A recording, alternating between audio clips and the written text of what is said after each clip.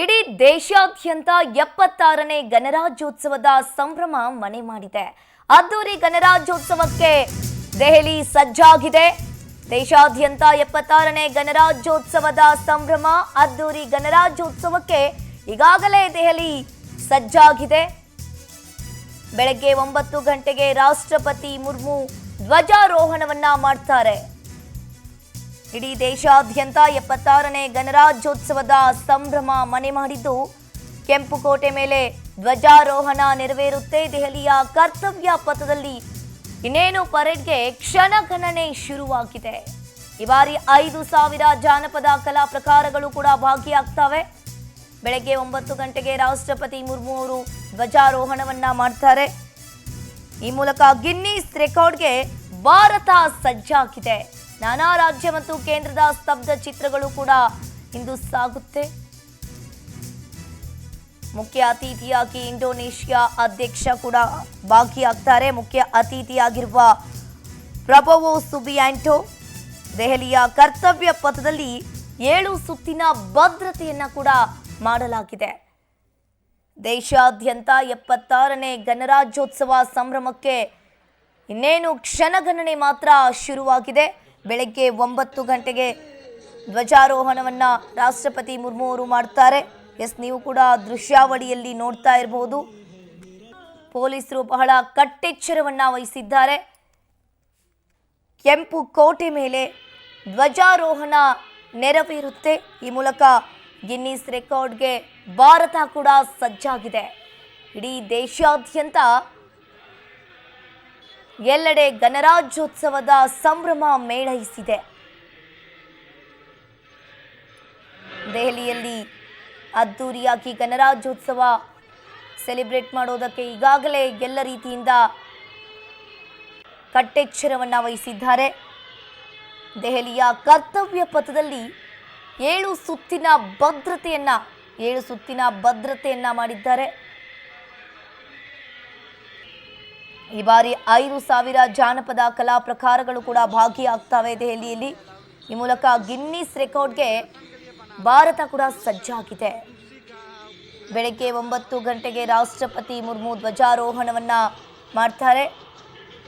ರಾಷ್ಟ್ರ ರಾಜಧಾನಿಯಲ್ಲಿ ಹೆಜ್ಜೆ ಹೆಜ್ಜೆಗೂ ಕೂಡ ಕಾಕಿ ಕಟ್ಟೆಚ್ಚರ ವಹಿಸಿದೆ ಅಂತಾನೆ ಹೇಳ್ಬೋದು.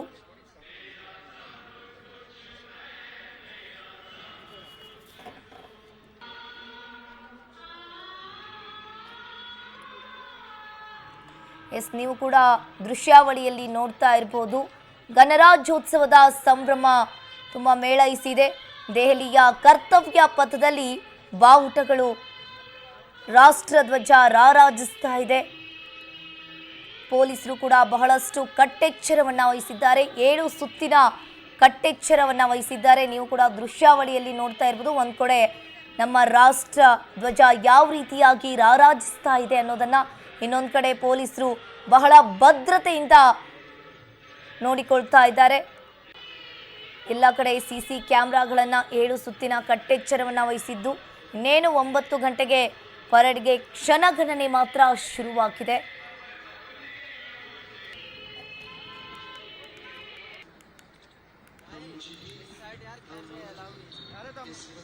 ನಮ್ಮ ದೆಹಲಿ ಪ್ರತಿನಿಧಿ ಸಂತೋಷ್ ಒಂದು ವಾಕ್ ಥ್ರೂ ಅನ್ನ ಮಾಡಿದ್ದಾರೆ. ಬನ್ನಿ ಹಾಗಾದ್ರೆ ನೋಡ್ಕೊಂಡು ಬರೋಣ.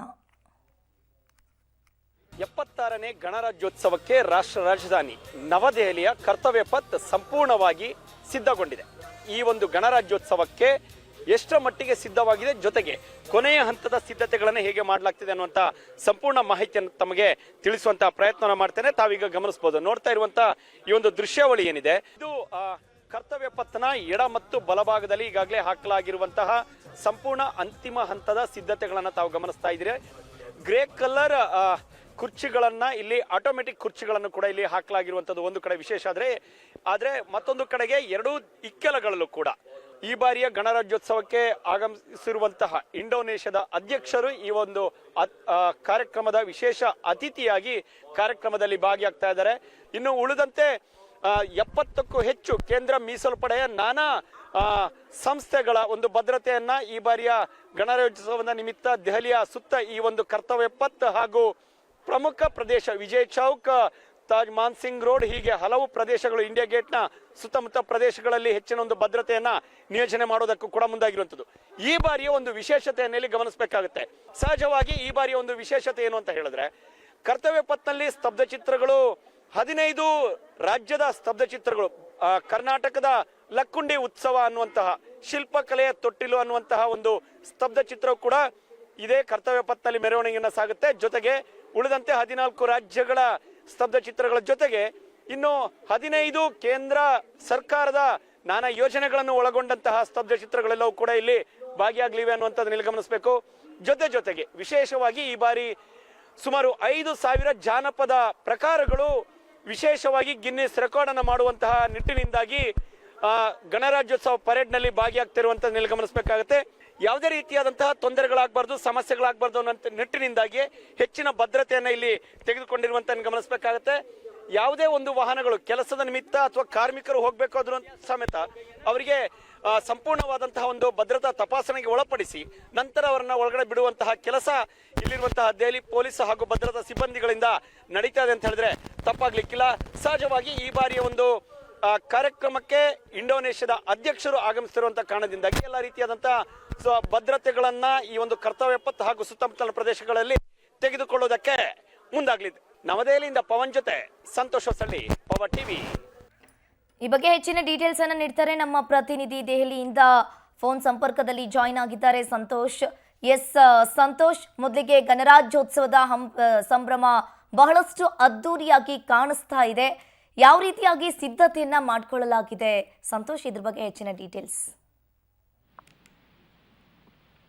ಅಂಕಿತಾ, ಪ್ರಮುಖವಾಗಿ 76ನೇ ಗಣರಾಜ್ಯೋತ್ಸವಕ್ಕೆ ರಾಷ್ಟ್ರ ರಾಜಧಾನಿಯಲ್ಲಿ ಸಂಪೂರ್ಣವಾದಂತಹ ಸಿದ್ಧತೆಗಳನ್ನ ಈಗಾಗಲೇ ಮಾಡಿಕೊಳ್ಳಲಾಗಿದೆ. ಇನ್ನೇನು ಕೆಲವೇ ಗಂಟೆಗಳಲ್ಲಿ ಆರಂಭವಾಗಲಿರುವಂತಹ ಕಾರ್ಯಕ್ರಮಕ್ಕೆ ಈಗಾಗಲೇ ಭಾರತದಲ್ಲಿ ಇರುವಂತಹ ಇಂಡೋನೇಷ್ಯಾದ ಅಧ್ಯಕ್ಷರು ಕೂಡ ವಿಶೇಷ ಅತಿಥಿಗಳಾಗಿ ಭಾಗಿಯಾಗಲಿದ್ದಾರೆ. ಕಾರ್ಯಕ್ರಮಕ್ಕೆ ಸುಮಾರು 77,000 ಒಂದು ಆಸನಗಳ ಕೆಪಾಸಿಟಿ ಉಳ್ಳಂತಹ ಈ ಒಂದು ಪರೇಡ್ ನಡೆಯುವಂತಹ ಪ್ರದೇಶವೇನಿದೆ ಕರ್ತವ್ಯ ಪಥ ವಿಶೇಷವಾಗಿ ಇವತ್ತು ಅಲಂಕಾರಗೊಂಡಿದೆ ಅಂತ ಹೇಳಿದ್ರೆ ತಪ್ಪಾಗಲಿಕ್ಕಿಲ್ಲ. ಎಡ ಮತ್ತು ಬಲ 2 ಇಕ್ಕೆಲಗಳಲ್ಲೂ ಕೂಡ ಭಾರತದ ತ್ರಿವರ್ಣ ಧ್ವಜ ರಾಜರಿಸ್ತಿದ್ರೆ ಒಂದು ಕಡೆ ಇದೆ, ಮತ್ತೊಂದು ಕಡೆಗೆ ದೇಶದ ಗಮನವನ್ನು ಸೆಳೆಯುವಂತಹ ದೇಶದ ನಾನಾ ರೀತಿಯಾದಂತಹ ಸಂದೇಶಗಳನ್ನ ಸಾರುವಂತಹ ಹಾಡುಗಳು ಸಹಜವಾಗಿ ಯಥಾವತ್ತಾಗಿ ಕೂಡ ಪ್ರತಿ ಹಂತದಲ್ಲೂ ಕೂಡ ರಾರಾಯಿಸೋದಕ್ಕೆ ಜೊತೆಗೆ ಗಾಯನಕ್ಕೂ ಕೂಡ ಸಾಕ್ಷಿಯಾಗಲಿದೆ ಅನ್ನುವಂಥದ್ದನ್ನೇ ಗಮನಿಸಬೇಕಾಗುತ್ತೆ.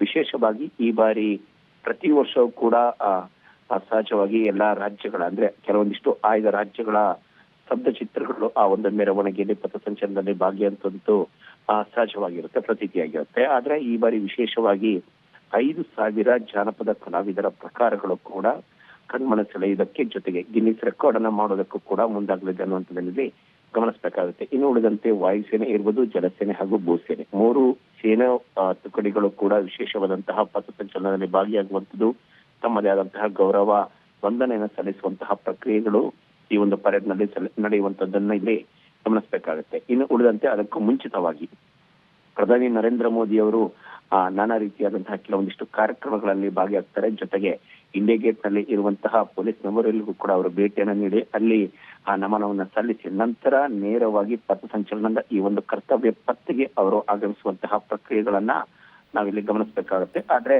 ಹಂತವಾಗಿ ಮುಖ್ಯವಾಗಿ ಇಂಡೋನೇಷ್ಯಾ ಅಧ್ಯಕ್ಷರು ಕರ್ತವ್ಯಕ್ಕೆ ಆಗಮಿಸುವ ಮುಂಚಿತವಾಗಿ ರಕ್ಷಣಾ ಸಚಿವ ರಾಜನಾಥ್ ಸಿಂಗ್ ಹಾಗೂ ಸಿಡಿಎಸ್ ಮುಖ್ಯಸ್ಥರು ಹಾಗೂ 3 ವಿಭಾಗಗಳ ಮುಖ್ಯಸ್ಥರುಗಳೆಲ್ಲರೂ ಕೂಡ ಪ್ರಧಾನಿ ನರೇಂದ್ರ ಮೋದಿ ಅವರನ್ನ ಬರಮಾಡಿಕೊಳ್ಳುವಂತ ಒಂದು ಕಡೆ ಆದ್ರೆ, ಇನ್ನೊಂದು ಕಡೆಗೆ ರಾಷ್ಟ್ರಪತಿ ದ್ರೌಪದಿ ಮುರ್ಮು ಅವರನ್ನು ಕೂಡ ಬರಮಾಡಿಕೊಳ್ಳುವಂತಹ ಪ್ರಕ್ರಿಯೆಗಳು ನಡೆಯುತ್ತೆ. ಅದಾದ ಬಳಿಕ ವಿಶೇಷ ಆಹ್ವಾನಿತರಾಗಿರುವಂತಹ ಇಂಡೋನೇಷ್ಯಾದ ಅಧ್ಯಕ್ಷರನ್ನ ಬರಮಾಡಿಕೊಂಡ ಬಳಿಕ ರಾಷ್ಟ್ರಗೀತೆಗಳು ಮೊಳಗುತ್ತೆ. ಅದಾದ ಬಳಿಕ ಹಂತವಾಗಿ ಪಥಸಂಚಲನ ಕಾರ್ಯಕ್ರಮಗಳಿಗೆ ಚಾಲನೆಯನ್ನು ಕೊಡಲಾಗುತ್ತೆ.